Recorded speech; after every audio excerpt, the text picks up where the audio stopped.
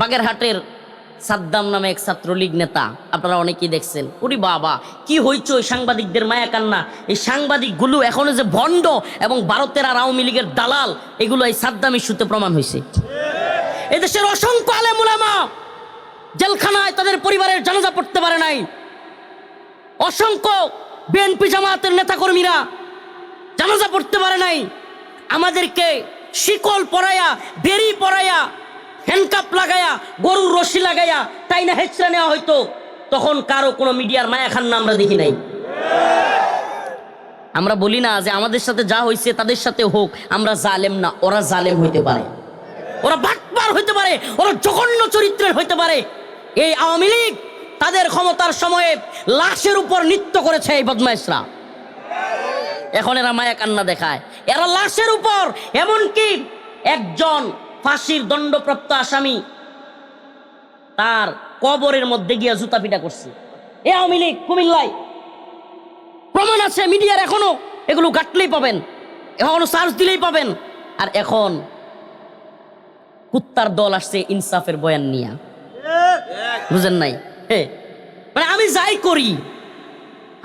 করি, আমি মা বোনের কাপড় খুলি আর জিনা করি, বেবিচার করি, বাটপারি করি, চুরি চিন্তাই করি।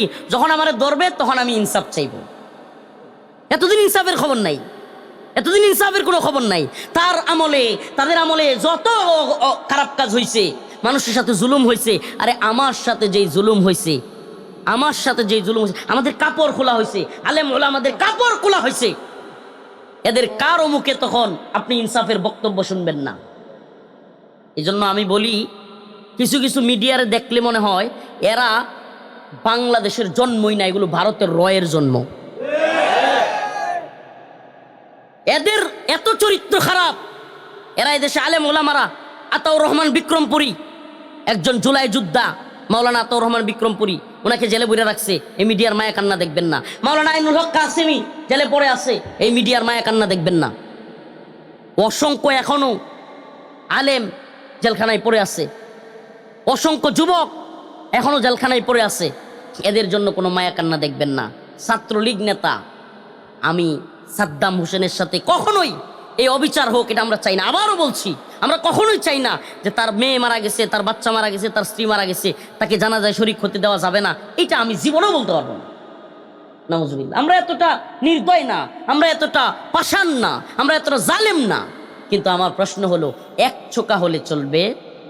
এক চোখা হইতে পারবেন না আপনি। আপনি এক সময় একেবারে এই মুখ এইদিকে কান পর্যন্ত না হ্যাঁ করে কথা বলবেন, আর এক সময় একবারে গর্তে লুকায়া যাবেন। একজনের সাথে জুলুম হইলে আপনি একবারে বিশাল বড় আপনি ইনসাফগার, বিশাল বড় আপনি মানবাধিকারের লোক, আর অসংখ্য লোকের সাথে জুলুম হইলে আপনি তখন কানা। এই একটা হিন্দু পরিবারে বেড়াইতে গেছে একজন মুসলিম মহিলা, মানিকগঞ্জের ঘটনা। হিন্দু পরিবারের সাথে অনেকে সম্পর্ক থাকে না, ব্যবসা করে কিংবা গার্মেন্টসে চাকরি করে।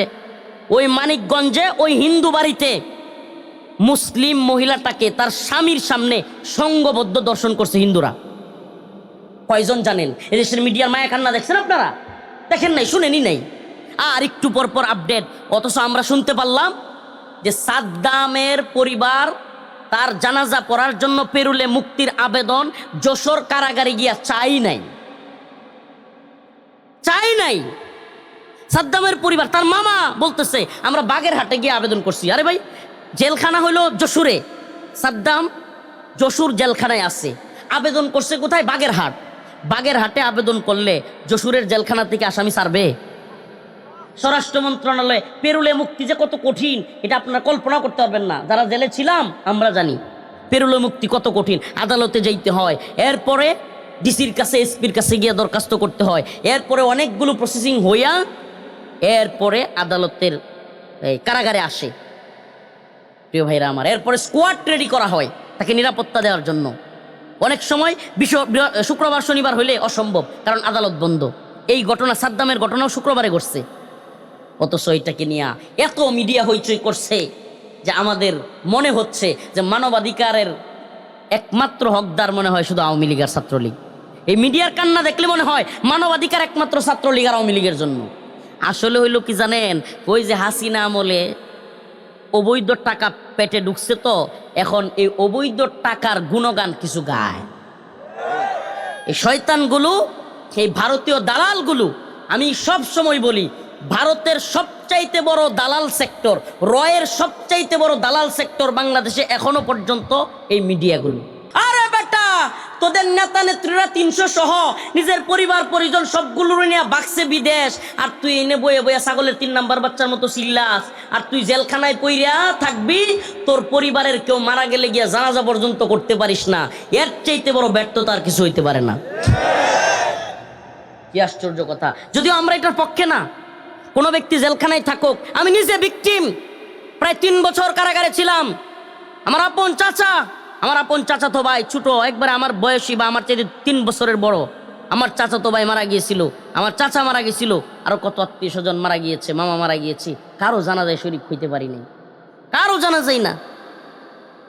আমি নিজে অনেককে দেখেছি। আমার পাশের রুমে থাকতো একজন আব্দুল সালাম পিন্টু আঙ্কেল, বিএনপির একজন শিক্ষা উপমন্ত্রী ছিলেন। উনাকে পর্যন্ত ওনার মায়ের জানাজায় যেতে দেওয়া 3 বার। এই লোক মুরব্বী মানুষ কান্না করছে জেল গেটে গিয়া। এরপরে অনেকের আমি নিজের চোখে এবং নিজের কানে আমি নিজে দেখে শুনে বলছি, কারাগারে নিয়ে অসংখ্য লাশ দেখানো হয়েছে। এখনো পর্যন্ত এই আওয়ামী আমলে অসংখ্য মানুষকে কারাগারে মুক্তি না দিয়া জানাজার পরে লাশ কাশিমপুরে নিয়ে দেখায়া তারপরে আনতে হয়েছে। এটা প্রথমবার হয় নাই, এই ঘটনা আওয়ামী আমল থেকেই শুরু। যদিও আমরা এটাকে কখনোই সাপোর্ট করি না। অসম্ভব, একটা মানুষ যত বড় অপরাধী হোক, তার মা কিংবা তার পরিবারের কেউ মারা গেলে তাকে জানাজা পড়তে দেওয়া উচিত। এই জুলুম আমরা চাই না। অনেকে বলছিল না শেখের বেটি পালায় না, পলাইছে না পালায় নাই। আরেকজন বলছিল না পালাবো না, পালাইছে। 300 এমপি সহ পালাইছে, 14 গোষ্ঠী লইয়া পালাইছে, এমন পালানো পালাইছে, আল্লাহ মাফ করুক।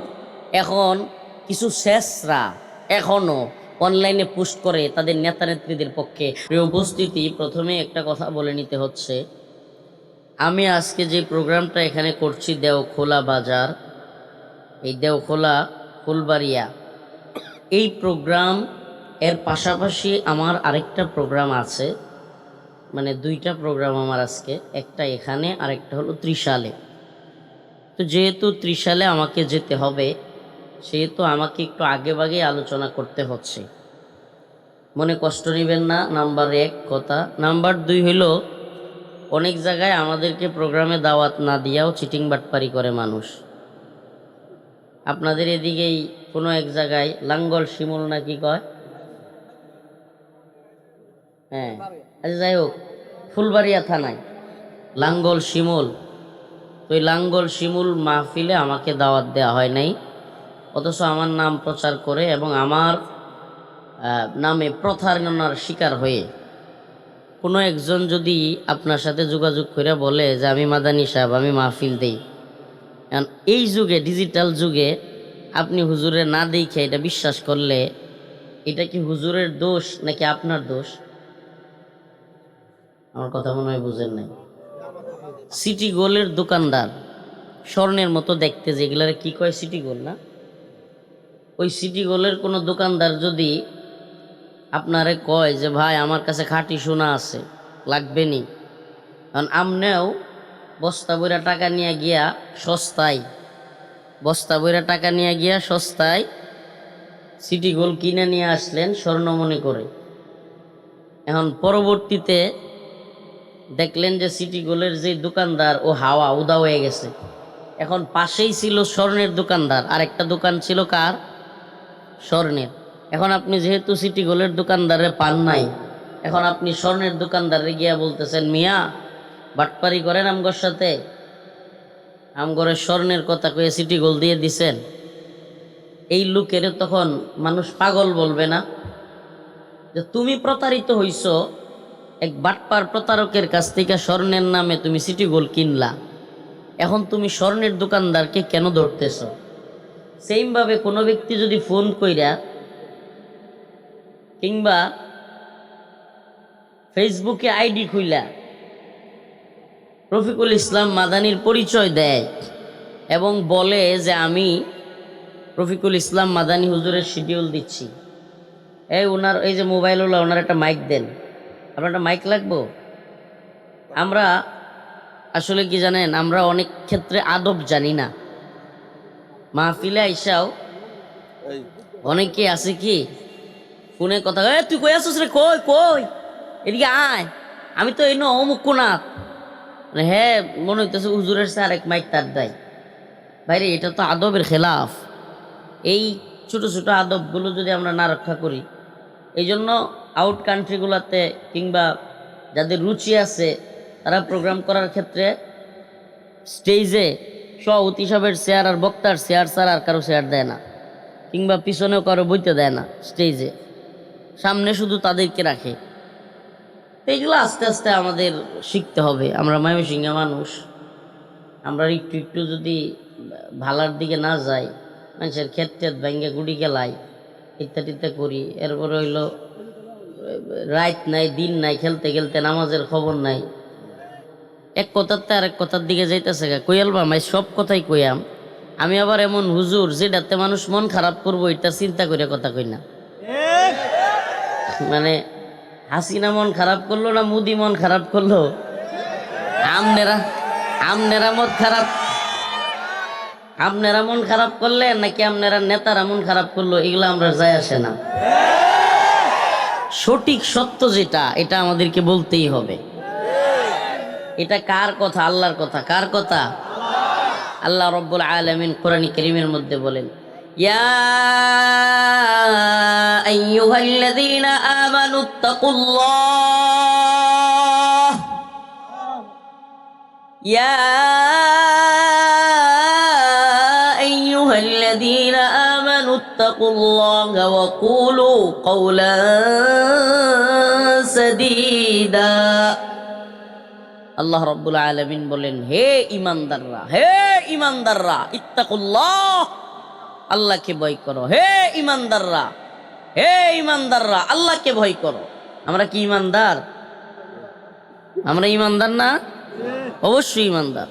যারা মুসলমান, যারা আল্লাহর উপর ঈমান এনেছি, তারা কি ঈমানদার। তাইলে আল্লাহ ঈমানদারদেরকে ডাইকা ডাইকা বলতেছেন, ইয়া, মঞ্চে আর কেউ কথা বলেন না, এই মঞ্চে কেউ না, এই কোনো আওয়াজ নাই। ইয়া আইয়ুহাল্লাযীনা আমানুত্তাকুল্লাহ ওয়া কুলু কওলান সাদীদা। হে ঈমানদাররা, আল্লাহকে ভয় করো। কাকে ভয় করো? ওয়া কুলু কওলান সাদীদা, আল্লাহকে ভয় করো, পাশাপাশি সঠিক সত্য কথা বলো। সুবহানাল্লাহ। আল্লাহ তাআলাই বলে দিচ্ছেন যে আল্লাহর ভয় আছে কখন বোঝা যাবে? যখন তুমি এই দুনিয়ায় কারো ভয়ে সত্য গোপন করো না। সুবহানাল্লাহ। আমাদের সমাজে তো কিছু মানুষ আছে সত্যটা যাই নেও গোপন করে। এক তো হলো কোনো স্বার্থ দরকার, বা কোনো নেতা বা কোনো ক্ষমতাসীনের ব্যাপার, এখন সত্য কথা কইলে মাইর খাওয়া লাগতে পারে বা ঝামেলায়, এটা হইলে তো তাও একটা বিষয়। হুদাই সত্য কথা কইতে চায় না, সত্য সাক্ষ্য দিতে চায় না। হ্যাঁ, সব যাই না, না ভাই এটা তো কিছু দেখি নাই, ওরা আড়ালে আড়ালে গিয়া কয় আমি তো সব জানি, মানে এই এত বড় মাতাব্বর, এসব জানে, আড়ালে গিয়া সব জানি, সামনাসামনি কইতে রাজি না। মানে এইটা আরেক ধরনের শয়তানি। আল্লাহ বলছেন যে তুমি পারলে সামনাসামনি বলো, আড়ালে সমালোচনা না কইরা, গীবত না কইরা, কারো যদি তুমি নসিহা দিতে চাও, তাকে সংশোধন করতে চাও, এটা সামনাসামনি বলো। এই জন্য আপনারা ফুলবাড়িয়াতে এই ফুলবাড়িয়ার কথাটি কই, কথা কই না কে? এখন ফুলবাড়িয়ায় যদি পঞ্চগড়ের ওয়াজ করি, কাদিয়ানিরা কাফের, কাদিয়ানিরা এই সেই, কাদিয়ানিরা হইল পঞ্চগড়, আর ফুলবাড়িয়া এই ওয়াজ করি, লাভ কথা নিব।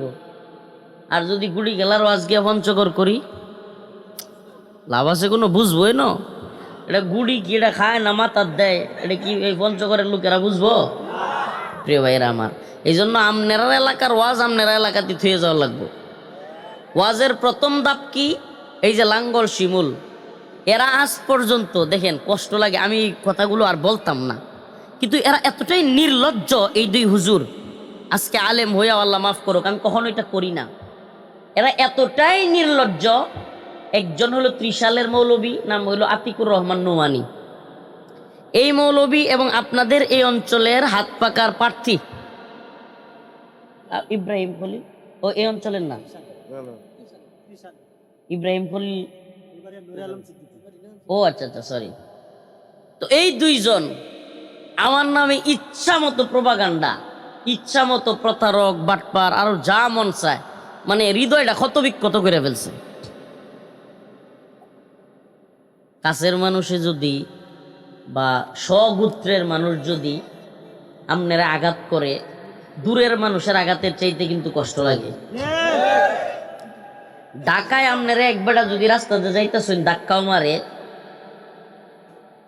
কিংবা দুইটা ঘুষি মারে, আপনার যতটুকু কষ্ট না আসবে, নিজের এলাকায় বাজারের সামনে যদি কেউ আপনারা ধাক্কা মারে তখন কলজাটা কি হইব?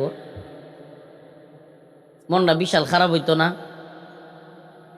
কথা কইন যে কথা বুঝুন, কথা কইন না কে কথা কইন যে।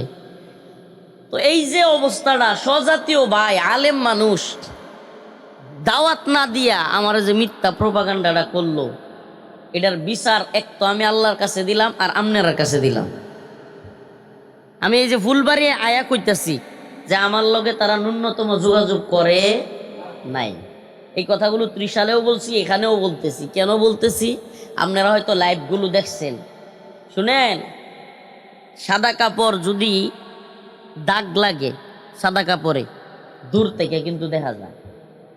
সাদা কাপড়ে দাগ লাগলে দূর থেকে আপনি দেখবেন।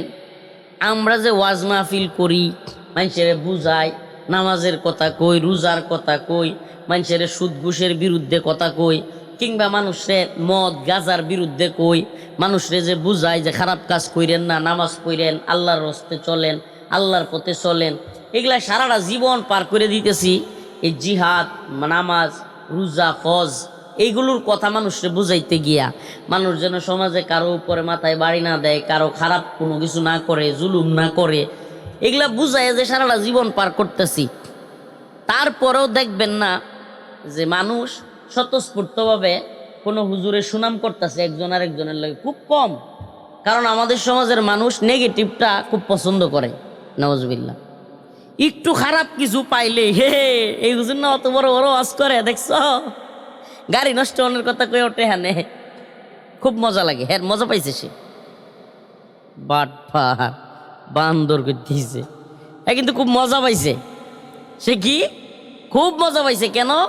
কারণ সে রফিকুল ইসলাম মাদানী সাহেবকে দেখতে পারে না। আরে ভাই, তুই যদি আমরা দেখতে নাও পারো, দুনিয়ার সবাই তো সবাই দেখতে পারবে, বিষয়টা এমন না। আমারও তুমি দেখতে নাই পারো, কিন্তু সত্য কিনা আগে যাচাই করা দরকার না? আচ্ছা কন না, সুবহানাল্লাহ, অনেক কিছু নিয়েন না।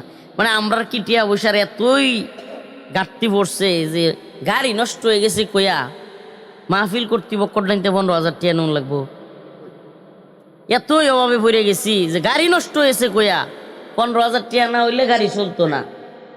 এত থার্ড ক্লাস মার্কা লোক যদি হইতাম, এই হাজার হাজার জনতা, এই এত মা বোন, এত লক্ষ লক্ষ মানুষ আমাদেরকে ভালোবাসতো, এই জেলে যাওয়ার পরেও এত মানুষ দোয়া করত, কথা বুঝেন নাই? এই থার্ড ক্লাস কার মার্কা লোকদের কাজ এটা। থার্ড ক্লাসও না, মানে এটা কোনো সিরিয়াল ছাড়া লোক যে কইব যে মাহফিলও আইতাছি, মাহফিল কমিটিরে ফোন দিয়ে কইব আমার গাড়ি নষ্ট হয়ে গেছে আরো টিয়া বাড়াই। এই কথা তো একটা মানে থার্ড ক্লাসও না, এর কোনো সিরিয়াল নাই। এই ধরনের কাজ আমাদের সাথে লাগাইয়া দিয়া আমাদেরকে কেউ যদি প্রতারক কয়, তাইলে এটা আমাদের উপর জুলুম করা হয়েছে না? কথা বলেন, জুলুম করা হয়েছে না? এই জন্য শেষ, আমার এই কথা শেষ এখানেই। আপনাদের কাছে ছাইড়া দিলাম যে আপনারা জাইনা রাখেন, লাঙ্গল শিমুল এই মাদ্রাসায় আমাদেরকে দাওয়াত দেয়া হয় নাই, ন্যূনতম আমাদের সাথে যোগাযোগ করা হয় নাই।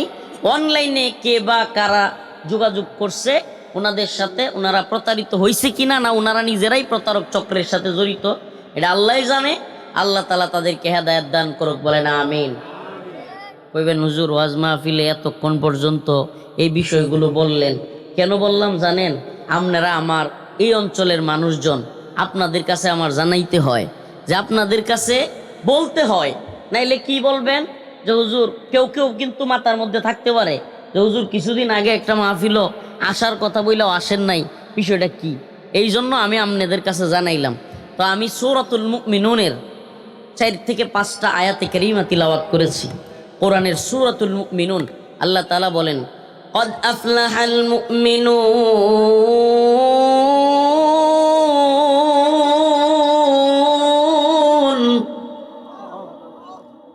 الذين هم في صلاتهم خاشعون والذين هم عن اللغو معرضون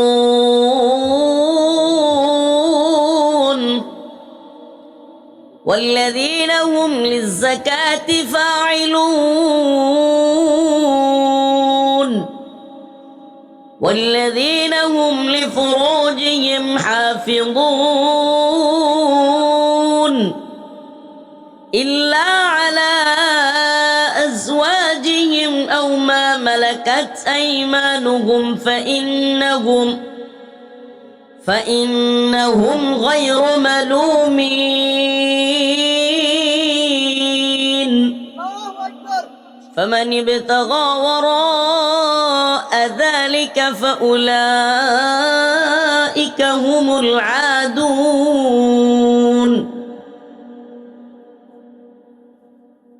সূরাতুল মুমিনুনের যে আয়াতগুলো তিলাওয়াত করলাম, আল্লাহ তাআলা সেখানে মুমিনের সফলতার পথ নিয়ে আলোচনা করছেন।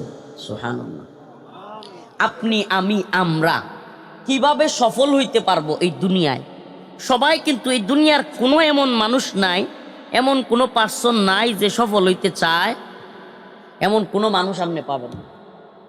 এমন কোনো মানুষ পাবেন না। নেতা, নেত্রী, বক্তা, মুফতি, শেখুল হাদিস, কিংবা যে কোনো বুদ্ধিজীবী, কলামিস্ট, উকিল, দিনমজুর, খেটে খাওয়া মানুষ, রিক্সা চালক, পৃথিবীর সকল সেক্টরের মানুষ চায় যে আমি যেন সফল হইতে পারি। সকল বাবারাই চায় তার ছেলে যেন সফল সন্তান হয়। সব মানুষ আমরা সফলতা খুঁজি। সফলতা কি? এইটা আবার একটু ভিন্ন। এটা ব্যক্তিকেন্দ্রিক, চেঞ্জ হয়। কারো কাছে এই দেওকোলা 100 কাঠা জমির মালিক হওয়া সফলতা, কারো কাছে ফুলবাড়িয়া শহরে একটু জায়গার মালিক হওয়া সফলতা, কারো কাছে ফুলবাড়িয়া সদরে একটা বিশাল বড় বাড়ি করতে পারা সফলতা, কারো কাছে এমাহা, এফজেড যুবকদের, কারো কারো কাছে রয়্যাল এনফিল্ড কিংবা অ্যাপাচি বা বিভিন্ন মডেলের গাড়ি কিনা সফলতা, কারো কারো কাছে দামি ব্র্যান্ডের আইফোন কিংবা আরও যে দামি ফোন আছে, ফোন কিনা সফলতা। সে আইফোন কিনে, আইফোনের পিছনে যে অ্যাপল নাকি একটা থাকে, ওটা এমনি দেখা যায়, এটারে সে মনে করতেছে সে সফল। এই ডিজিটাল কিংবা গ্লোবালাইজেশনের এই জামানায় কেউ কেউ মনে করে তার ফেসবুকে 1 লাখ ফলোয়ার থাকলে কিংবা ইউটিউব চ্যানেলে 1 লাখ সাবস্ক্রাইবার থাকলে সে সফল। হ্যাঁ, মানে সফলতার মানদণ্ডটা আবার কারো কারো কাছে ভিন্ন, এক একজনের কাছে এক এক রকম। কারো কারো কাছে সুন্দরী কোনো নারী বিয়ে করতে পারা, এটাও একটা সফলতা। কোনো কোনো বাবার কাছে, চাচার কাছে নিজের 4-5টা পোলাপান আছে, সেরাইন আছে, 1-2টারে বিদেশে পাঠাইয়া দিতে পারার নাম সফলতা। আমার কথা বুঝতেছেন? কথা বুঝতেছেন না? আবার কারো কারো কাছে মানুষের জমি জামা ভাঙ্গিয়া, তারপরে গেরের মাস্টাস, দিঘির মাস্টাস উল্টাইয়া সুল্টাইয়া দিন রাত 1 কানো কইরা নামাজ রোজা না বাদ দিয়া, নামাজের খবর নাই, কোনো কিছুর খবর নাই, একজনের একজনের গুতাইয়া গাওয়াইয়া সিমরাইয়া ওই গুড়ি নিজে ঘর এলাকায় নিয়ে যাওয়া সফলতা। এটা সফলতার ক্যারেক্টারটা। কেউ কেউ নিজেকে ডাক্তার হইলে সফলতা। দেখেন, আমি কেন বারবার বলতেছি জানেন? আমি আজকের যে আলোচ্য বিষয় নিছি না, এখানে আল্লাহ তাআলা একটা আয়াত বলছেন, উলামায়ে কেরাম এখানে আছেন, একটা আয়াতের মধ্যে আল্লাহ বলছেন, আল্লাযীনা হুম আনিল লাগবি মুরিদুন।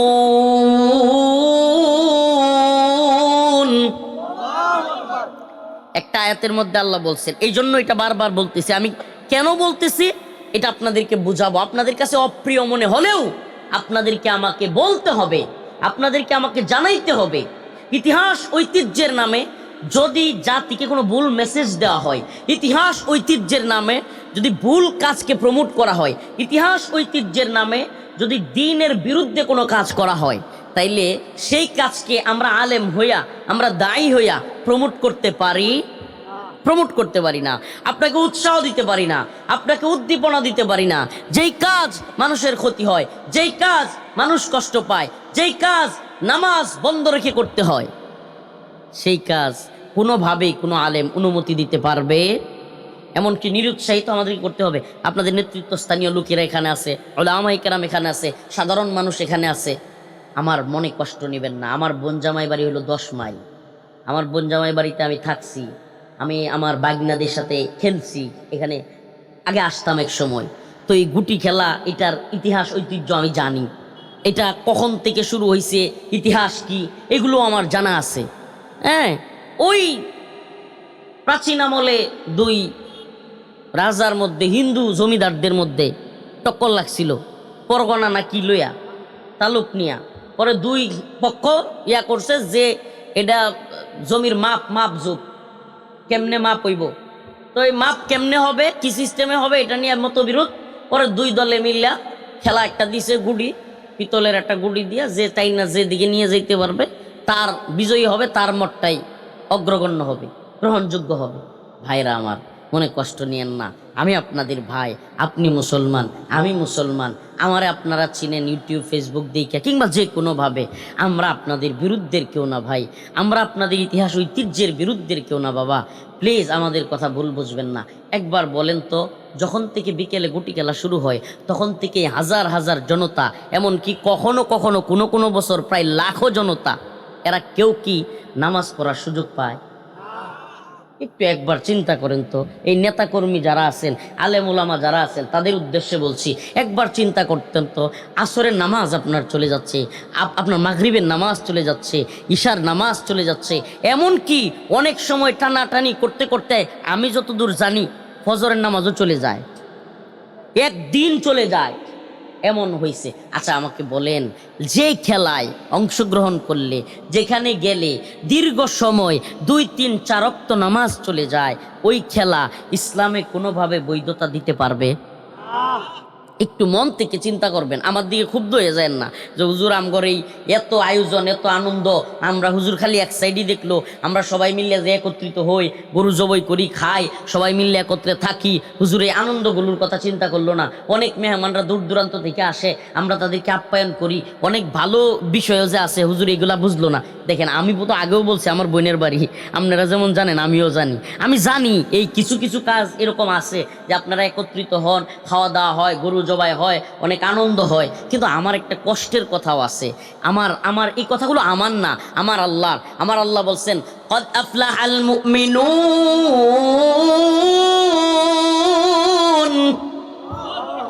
নিশ্চয়ই মুমিনরা সফল। কারা সফল বলেন না, কারা সফল?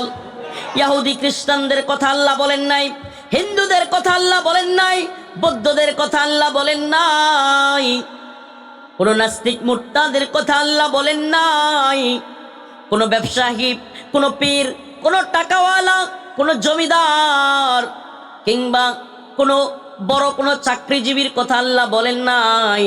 আল্লাহ বলেছেন কদ আফলাহাল মুমিনুন, নিশ্চয়ই মুমিনরা সফল।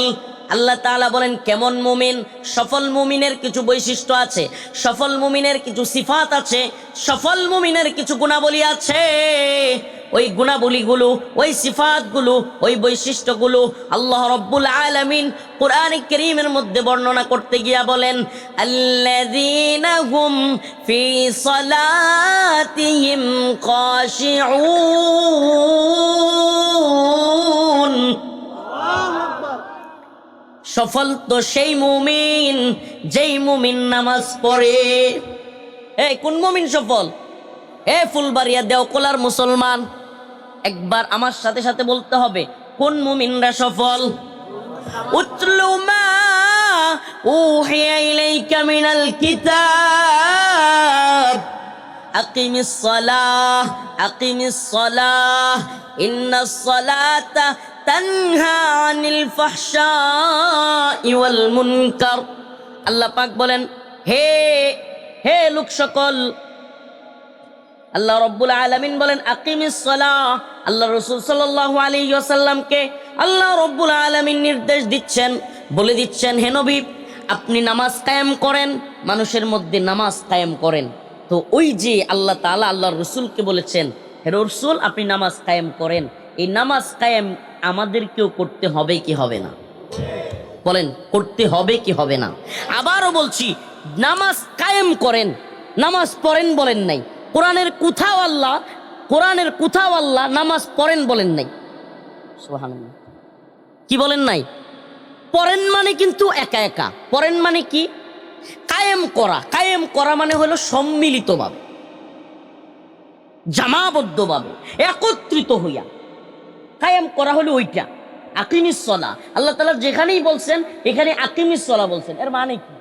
নামাজ কায়েম করো। কায়েম কিন্তু একা একা হয় না, যে হুজুর আর আমি মিল্লা বা উনি মিল্লা আমরা তিনজনে নামাজ পড়ে ফেললাম আর বাকি এলাকাবাসী সবাই মাপ পাইয়া গেল, এইটার নাম কায়েম না। এটা জানাজা হইতে পারে। জানাজার নামাজ কোনো এলাকায় 5 জনে মিলে 10 জনে মিলে পড়ে দিলে বাকি সকলের সওয়াব বা কাফারা এটা হয়ে যাবে। ফরজে কিফায়া যেহেতু, এটা আর গুনাহ হবে না, এলাকাবাসীর উপর আল্লাহর আযাব আসবে না। কিন্তু ইমাম সাহেব আর মুয়াজ্জিন সাহেব আর খাদেম সাহেব তিনজনে মিল্লা মসজিদে নামাজ পড়াইয়া দিলেই, আমার কথা বুঝদা শুন, কথা বুঝদা শুন, তিনজনে মিল্লা নামাজ পড়াইয়া দিলেই নামাজ হয়ে যাব গা? এলাকার উপর আল্লাহর আযাব গজব বাদ হয়ে যাব? প্রিয় ভাইরা আমার, তার মানে হলো সম্মিলিতভাবে নামাজ পড়তে হবে। আবারও বলছি কষ্ট নিবেন না, আবারও বলছি কষ্ট নিবেন না। সম্মিলিতভাবে ফুলবাড়িয়ার মুসলমান গুটি খেলার দিন নামাজ পড়ে নাকি সম্মিলিতভাবে নামাজ পরিত্যাগ করে? যুবক প্রিয় ভাই আমার, তোরা আমার ভাই, কলিজার ভাই, আরে ভাই তুমি যদি নামাজ পড়ো আমার না তোমার? বলেন আমার না তোমার? আরে আপনারে কষ্ট দিয়া আমার জনসমর্থন কমায়া লাভ না ক্ষতি? ক্ষতি। তবুও কেন কথাগুলো বলছে? আমি জানি আপনারে খুশি করলেই তো, আপনারে খুশি করলেই, জনগণরে খুশি করলেই আমার ওয়াজ সাকসেস, মানুষ খুব খুশি হইব। তাইলে এই যুবকরা যদি কই যে গার্লফ্রেন্ড বয়ফ্রেন্ড যায় তো আরো খুশি হইব, নাউজুবিল্লাহ। কিন্তু কোনো আলেম কি এটা বলতে পারবে? বলতে পারবে? কারণ যা হারাম তা তো হারাম। দেখেন আল্লাহ বলছে আকিমিস সালাহ, আকিমিস সালাহ, এটা কি আমার কথা না কোরআনের কথা? আল্লাহ বলছে আকিমিস সালাহ, তোমরা সম্মিলিতভাবে নামাজ কায়েম করো। নেতা নয়, পীর নয়, মাশায়েখ নয়, বক্তা নয়, রিকশাওয়ালা নয়, শ্রমিক নয়, দিনমজুর নয়, কাটুরিয়া নয়, ব্যবসায়ী নয়, উকিল, জজ, ব্যারিস্টার, সকলে মিলে তোমরা নামাজ কায়েম করো। এক কাতারে দাঁড়াও, এক কাতারে সারিবদ্ধভাবে, যেখানে সকল শ্রেণী পেশার মানুষের সমান অধিকার, সবাই এক কাতারে দাঁড়াবে। সেই জায়গার নাম হলো নামাজের কাতার। সুবহানাল্লাহ। আবারও প্রশ্ন রাখছি, আমরা সম্মিলিতভাবে এক কাতারে দাঁড়াইয়া নামাজ কায়েম করি নাকি ফুলবাড়িয়ার মুসলমানরা একত্রিত হইয়া নামাজ পরিত্যাগ করে? এই যে একটা মেসেজ আপনাকে দিলাম, আপনার মাথায় একটু চিন্তা করবেন, দয়া করে হাসবেন না, দয়া করে এটা সিরিয়াসলি নেন। প্রিয় বাবার আমার, প্লিজ দয়া করে এভাবে কেউ বলবে না আপনাদেরকে, এভাবে কেউ বলবে না হয়তো, কিন্তু আমার প্রতি মনে কষ্ট নিলেও আপনারা যদি কোন যে এই বক্তার আর ফুলবাড়িয়া দেওয়ান যেত না, এই বক্তা আমাদের এই ঐতিহ্যবাহী খেলার বিরোধিতা করছে, আমার কোনো কিছু যায় আসে না বাবা। ফুলবাড়িয়া কেন, সারা বাংলাদেশেও যদি ওয়াজ বন্ধ করে দেয়, আওয়ামী লীগ করে নাই? কথা কই না? আওয়ামী লীগ করছে না? এলে কি আমরা থামছি? হাসিনার ডরে আমরা কথা কওয়া বন্ধ হয়ে গেলছি? তাহলে ফুলবাড়িয়ার মানুষের কথা আমরা ওয়াজ বন্ধ হয়ে গেলবা? ফুলবাড়িয়া ওয়াজ না করলে করতাম না, সমস্যা কি? ফুলবাড়িয়ার মানুষের দাওয়াত না দিলে না দিব, কিন্তু ফুলবাড়িয়ার মানুষ যদি নামাজ পড়ে এতে করে আমার লাভ নাকি আপনাদের লাভ? ফুলবাড়িয়ার মানুষ যদি সভ্য হয় এতে আমার লাভ না আপনাদের লাভ? প্রিয় ভাইরা আমার, বন্ধুগণ আমার, প্রিয় ভাইরা আমার, বন্ধুগণ আমার, একগুইয়া হবেন না, একগুইয়া হবেন না। একগুইয়া হইল হিন্দুরা। সনাতন ধর্মাবলম্বীদেরকে যখন দাওয়াত দেয়া হয়, একং ব্রহ্ম দ্বিতীয়ং নাস্তি নেহনা নাস্তি কিঞ্চন, যে তোমাদের পট উপনিষদে আছে যে একং ব্রহ্ম দ্বিতীয়ং নাস্তি নেহনা নাস্তি কিঞ্চন, তোমাদের গ্রন্থ বলি, তোমাদের বেদের মধ্যে, তোমাদের ঋগ্বেদ, যজুর্বেদ, অথর্ববেদ, সামবেদের মধ্যে আছে অধ্যং প্রব তব সংতি জহসংবতী মুপাস্তে তবুও তবুও ইমতে তম তমুজ সম্ভুতেরতা। তোমাদের এই যে শ্লোকগুলো, তোমাদের এই যে গ্রন্থের মধ্যে তোমাদের এই মন্ত্রগুলো, এগুলো তো কি বলে একটু বোঝার চেষ্টা করো। তোমাদের পঠোপনিষদে আছে একং ব্রহ্ম দ্বিতীয়ং নাস্তি নেহনা নাস্তি কিঞ্চন, যে সৃষ্টিকর্তা একজন, ব্রহ্মা একজন, একং ব্রহ্মা দ্বিতীয়ং নাস্তি নেহনা নাস্তি কিঞ্চন, দ্বিতীয় কোনো ব্রহ্মা নাই। ব্রহ্মা মানে তাদের ভাষায় আল্লাহ, ব্রহ্মা মানে তাদের ভাষায় গড, ব্রহ্মা মানে তাদের ভাষায় ভগবান। যাই বলেন এক আল্লাহ ছাড়া দ্বিতীয় নাস্তি, দ্বিতীয় কেউ নাই। নেহনা নাস্তি কিঞ্চন, নাই নাই নাই, কিঞ্চিত পরিমাণও নাই। এটা আমাদের কোরআনের কথা না, এটা স্বয়ং তাদের গ্রন্থের কথা। যদি প্রশ্ন করেন যে তোমাদের গ্রন্থে বলা হচ্ছে একজন ব্রহ্মা একজন প্রভু, তাহলে তোমরা 33 কোটি দেবতার পূজা কেন করো? বলবেন, সাথে সাথে বলবে ভাই এটা তো আমরা জানি না, আমাদের ওই ঠাকুররা জানে, এটা সেটা, আমরা তো এটা বলতে পারবো না। এগুলো ঘোরাবে পেঁচাবে, আরো চাপ দিয়ে ধরবেন যে ঠিক আছে একজন ঠাকুর নিয়ে আসো, ওই ঠাকুরকে বলো, ঠাকুরকে বলো তোমাদের যে মূর্তি পূজা আছে, তোমাদের যে দুর্গা পূজা আছে, এই বিষয়গুলো প্রমাণ করতে পারবা? যে এই যে মূর্তি বানাইয়া পূজা করা, এটা তো কোত্থেকে আসবে? আচ্ছা আমরা যে নামাজ পড়ি, বলেন আমরা যে 5 ওয়াক্ত নামাজ পড়ি, এটা কোরআন থেকে পাইছি না পাই নাই? হাদিস থেকে পাইছি না পাই নাই? আমাদের ধর্মের গ্রন্থের মধ্যে যদি না থাকে, এই কাজ যদি আমরা করি, তাইলে এটা ইবাদত হইব? কথা কইছে ওই বাড়ান ফুতায় গেছেন নাকি? হিতল হয়েছেন? হ্যাঁ, আমার ধর্মগ্রন্থে নাই, এটা যদি আমি ধর্মের নামে চালাই, এটাকেই বলে বিদআত। এটাকে বলে কি? কুসংস্কার। যে যেটা আমার ধর্মে নাই, কোরআন বলে নাই, সুন্নায় বলে নাই, রসুল বলে নাই, সেই জিনিসটা করার নাম হলো বিদআত। হিন্দু ধর্মের বিদআত কি জানেন? মূর্তি পূজা। কয় কি হুজুর, এটা কইলেন কি? প্রমাণ করে ছাড়বো, চ্যালেঞ্জ করলাম। আপনারাই প্রশ্ন করেন কোনো সনাতন ধর্মাবলম্বী কাউরে পাইলে যে দাদা আপনারা যে মূর্তি বানায় বানায় পূজা করেন, আমরা ছোট করতেছি না, তাদের ধর্মকে ছোট করা উদ্দেশ্য না, কিন্তু তাদের ধর্ম থেকে প্রমাণ দিব। অন্ধং তব প্রবসন্তি যেহ সংবতি মুপাস্তে তো তবুও ইবতে তমুজ সম্ভুতেরতা। তাদের ধর্মগ্রন্থের মধ্যে, বেদের মধ্যে আছে অন্ধং তব প্রবসন্তি যেহ সংবতি মুপাস্তে, যাহারা প্রকৃতির পূজা করিবে। কিসের পূজা? প্রকৃতি বুঝেন তো, চন্দ্র সূর্য এটা সেটা। প্রকৃতির পূজা যারা করিবে তাহারা নরকে যাইবে। ও মিয়া, এটা কোরআনের কথা না মিয়া, এটা বেদের কথা, তাদের ধর্মগ্রন্থের মন্ত্রের কথা। এরপরে কইতেছে ততুবুও ইবতে তমুজ সম্ভুতেরতা, আর যারা মূর্তি বানাইয়া পূজা করিবে তারা আরো ভয়ঙ্কর নরকে যাইবে। দেখেন এটা আমাদের কোরআনের কথা না, তাদের ধর্মগ্রন্থের কথা। তাদের ধর্মগ্রন্থ যদি এটা বলে আর আমাদেরকে বলে হুজুর আমাদের ধর্মকে অপমান করছে, এটা বেয়াকুব। কার ধর্মগ্রন্থে যদি কথাটা থাকে তাইলে তো আমার কিছু করার নাই, আর যদি না থাকে তাইলে আমার ধরুক।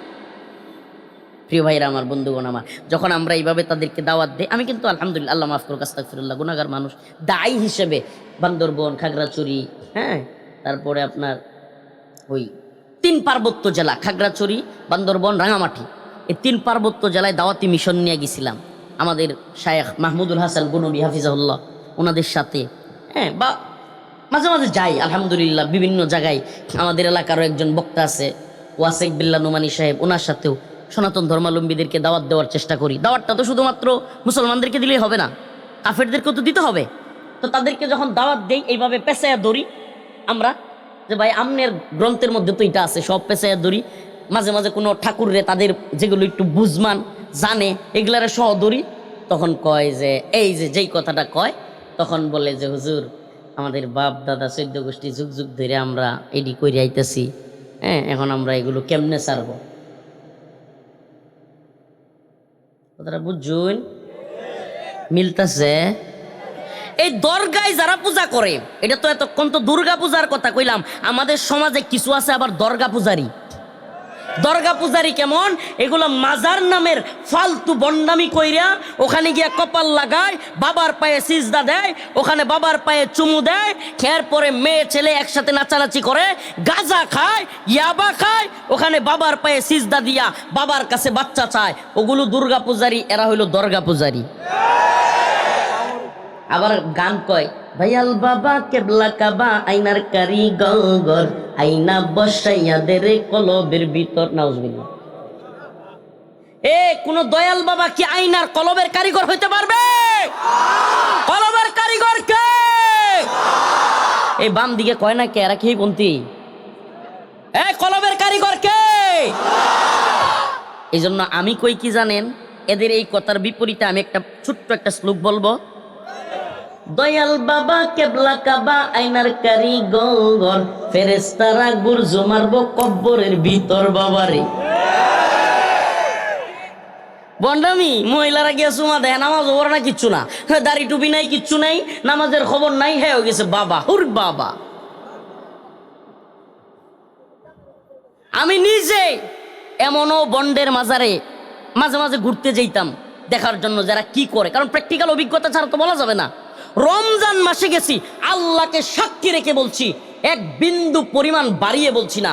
রমাদান মাসে গিয়া এই সমস্ত বন্ডপীরদের মাজারে গিয়া দেখি রমজান মাস চলে আর তারা একটা ঘরের মধ্যে টানতাছে।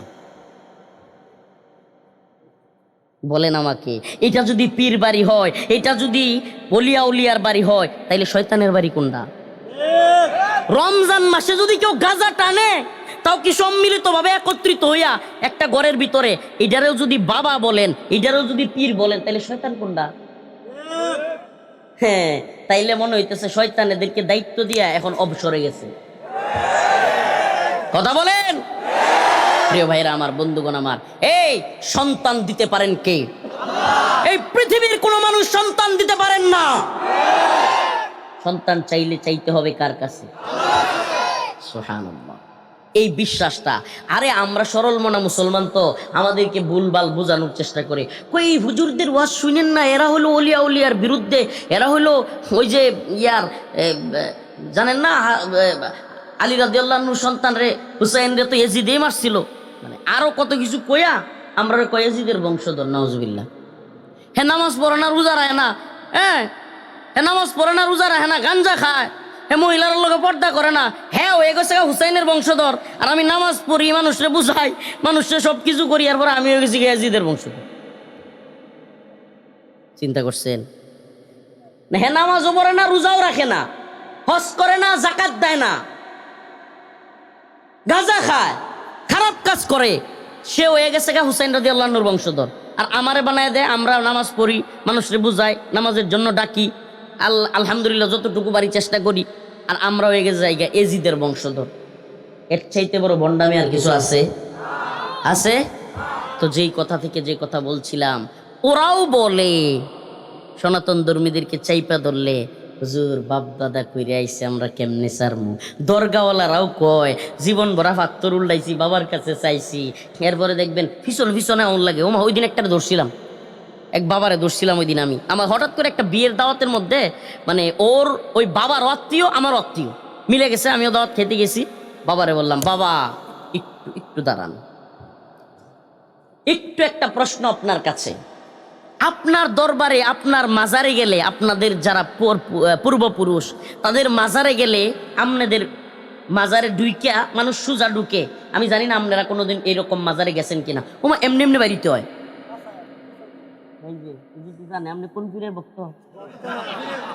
আচ্ছা আচ্ছা, ঠিক আছে, জানুন আর কি, হ্যাঁ আমরা মতো। আচ্ছা, বুঝছি তো। ফিসে ফিসে আউন লাগে। আমি প্রশ্ন করলাম যে আল্লাহর ঘর কাবার চাইতে, একটু প্রশ্নটা খেয়াল করবেন, আল্লাহর ঘর কাবার চাইতে আপনার বাবার মাজার কি উত্তম? এই বলেন মুসলমান, আল্লাহর ঘর কাবার চাইতে, বাইতুল্লাহর চাইতে এই বাবার কোন পীরের মাজার, যদিও এরা পীর নামের পীর, অনেকগুলো তো পীর, ভালো পীরও নেই, আছে আল্লাহর ওলি কিছু তো আছে, অবশ্যই আছে, কিন্তু যত বড় আল্লাহর ওলি হোক, আল্লাহর চাইতে, আল্লাহর ঘরের চাইতে উত্তম কেউ আছে? জীবনে কোনোদিন কোনো হাজী সাহেব, এই হাজী সাহেব কেউ আছেন এখানে? নাই নাকি? এই ফুলবাড়ির কেউ হজ করে না? মাশাআল্লাহ, একজন হুজুর আছে না? মাশাআল্লাহ। হাই রে, হাজী সাহেবের আকাল পড়ছে রে। এই হাজার হাজার জনতার মধ্যে কমসে কম 50 জন হাজী সাহেব তাহা দরকার ছিল। আল্লাহ তাআলা আমাদের সবাইকে উমরা হজ পালন করার তৌফিক দান করুন। আচ্ছা, জীবনে কোনোদিন হাজী সাহেবরা জীবনে কোনোদিন বাইতুল্লাহ গিয়াও সুজা গিয়া পরে এমনি এমনি আসতে লাগছে? হ্যাঁ, তাইলে বাইতুল্লাহর চাইতে কি এই পীরের দরবার বেশি উত্তম হয়ে গেছে? এই মদিনায় গিয়া, মদিনায় রাসূলুল্লাহ সাল্লাল্লাহু আলাইহি ওয়াসাল্লামের রওজায় গিয়া কেউ কোনোদিন এভাবে উল্টা আসছে? আহ, রাসূলের রাউজা মুবারকের চাইতে উত্তম হয়ে গেছে ওর বাবার মাজার। আশ্চর্য। এই মসজিদ কার ঘর? আল্লাহর ঘরে কেউ গিয়া তারপরে এইভাবে আসতে হইছে। চিন্তা করছেন এরা কোন পর্যায়ে নিয়ে গেছে?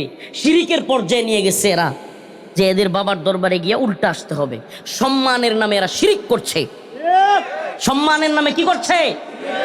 কাউকে যদি আল্লাহর চাইতে আপনি বড় বানান, বাইতুল্লাহর চাইতে, কাবার চাইতে বড় বানান, এ শিরিক হবে না? প্রিয় ভাইরা আমার, বন্ধুগণ আমার তৃতীয় কথা, ওই দুর্গাওয়ালারাও বলে বাপ দাদা কইরে আইছে, দরগাওয়ালারাও বলে বাপ দাদা কইরে আইছে। কারণ আমনেরাও যদি কন আমাদের বাপ দাদারা কইরে আইছে, আমরা কেমনে সারি? কথা কিন্তু একই হয়ে গেল। আপনাদেরকে বলার পিছনে উদ্দেশ্য কি?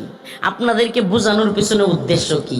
প্রিয় ভাইরা আমার, অন্ততপক্ষে আপনাদের অন্তরে এই সচেতনতাটা তৈরি করা যে আরে এতগুলো মানুষ, হাজার হাজার জনতা যদি এইভাবে একত্রে নামাজ পরিত্যাগ করে, তাইলে আল্লাহর আযাব আসার জন্য এর চাইতে আর বড় কিছু লাগে না। হাজার হাজার মানুষ মিলে যদি একজনের দিঘির মাছ নষ্ট করে, হাজার হাজার মানুষ মিলে যদি একজনের ক্ষেতের ফসল নষ্ট করে, হাজার হাজার মানুষ মিলে যদি মারামারি করে, অনেক সময় আমি শুনেছি, আমি জানি না আপনারা আমার সাথে একমত হবেন কিনা, মানুষ পারাপারি করে মারাও যায়।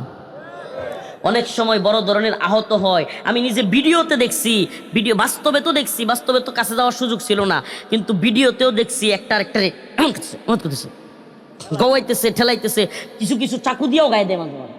প্রিয় ভাইরা আমার, বন্ধুগণ আমার, এই যে সামাজিক টেবু কিংবা এই যে সামাজিক সম্মিলিত একটা ভুল কাজ, এটাকে যদি আমরা প্রমোট করি, আমরা যদি আপনাদেরকে বাহবা দেই, আমরা পারবো ভাই, কিন্তু আমরা এটা করতে পারি না। কারণ আল্লাহ পাক বলেছেন, ইন্নাল্লাযীনা ইয়াকতুমুনা মা আনজালনা মিনাল কিতাব ওয়া ইয়াশতারুনা বিহি সামানান কলিলা।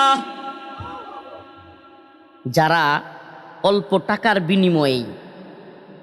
টাকার বিনিময়ে কিংবা যশ খ্যাতি কিংবা যে কোনো কিছুর বিনিময়ে আল্লাহ পাক জানাজিল করছে তার সত্যকে গোপন করবে, উলাইকা ইয়ালআনুহুমুল্লাহ ওয়া ইয়ালআনুহুমুল লাঈনুন। সবাইকে সাক্ষী রেখে বলছি, আমার আল্লাহ বলতেছেন তার উপর আল্লাহর লানত আসবে।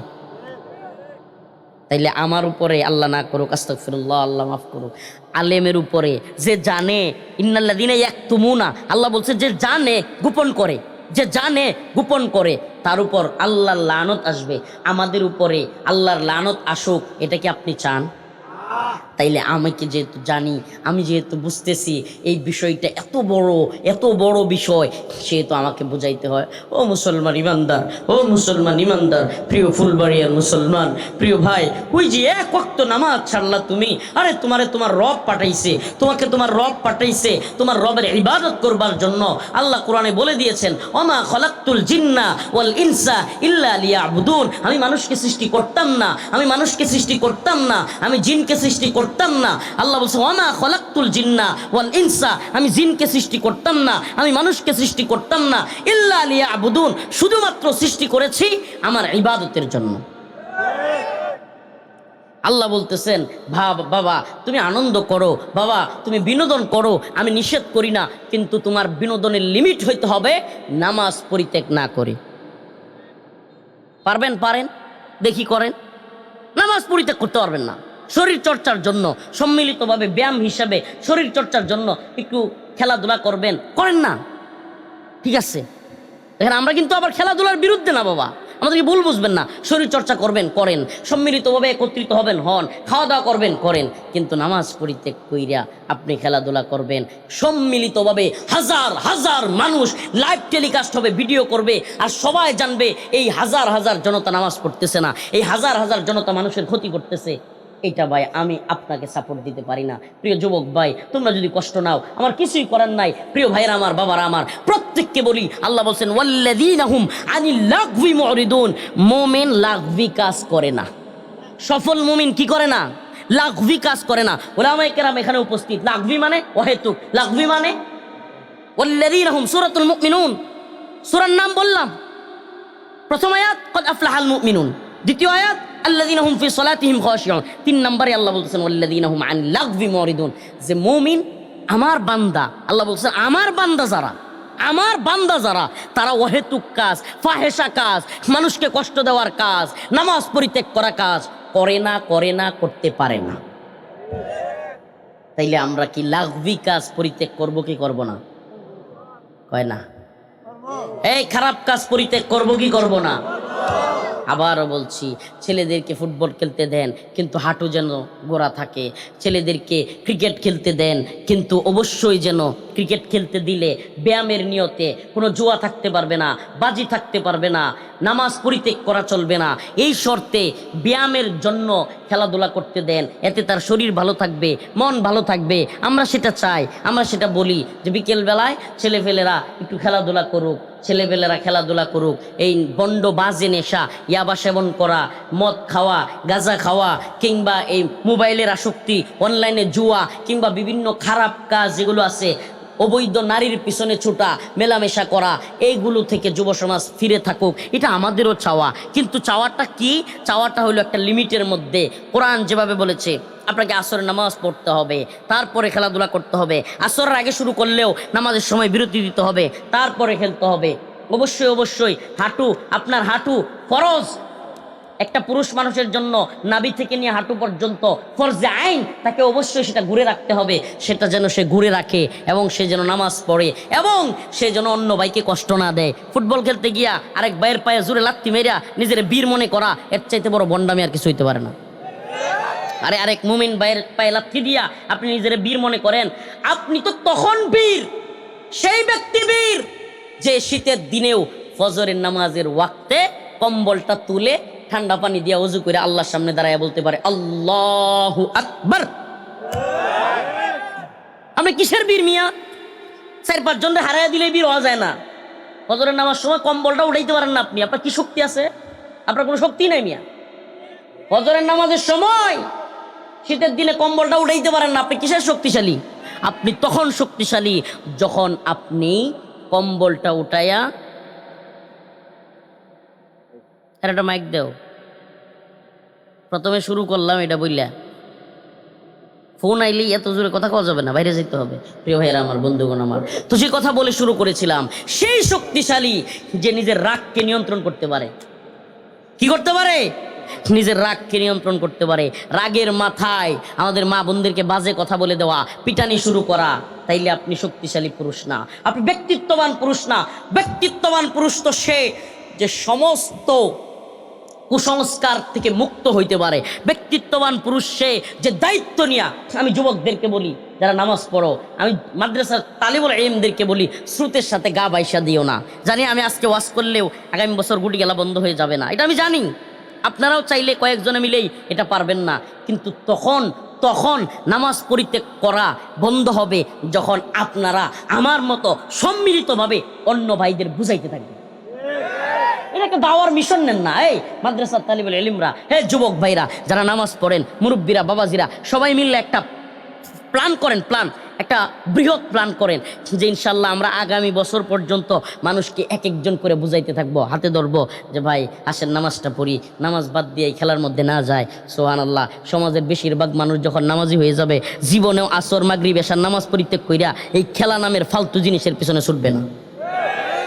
ছুটবে না, চ্যালেঞ্জ করে বলতে পারি, ছুটবে না।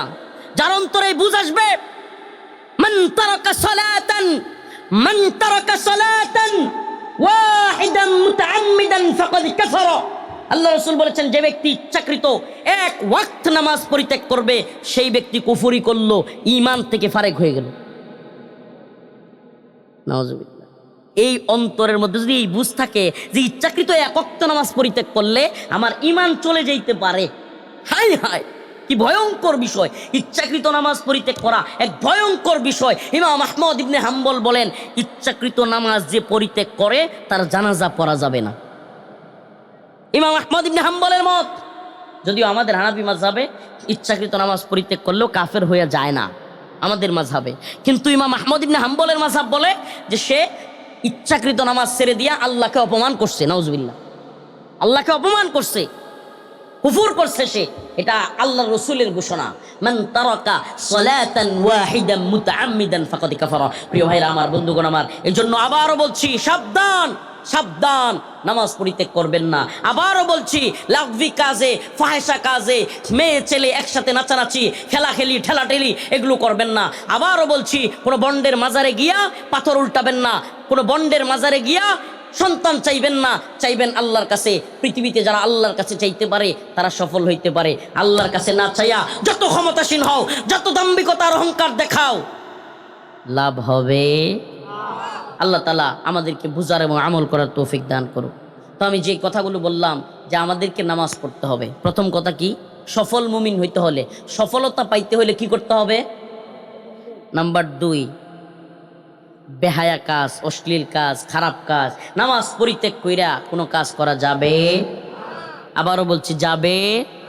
আমি আবারও বলছি, ফরজ ত্যাগ যদি না হয় গুটি খেলেন, ফরজ ত্যাগ যদি না হয় আপনি খেলাধুলা করেন, সমস্যা নাই।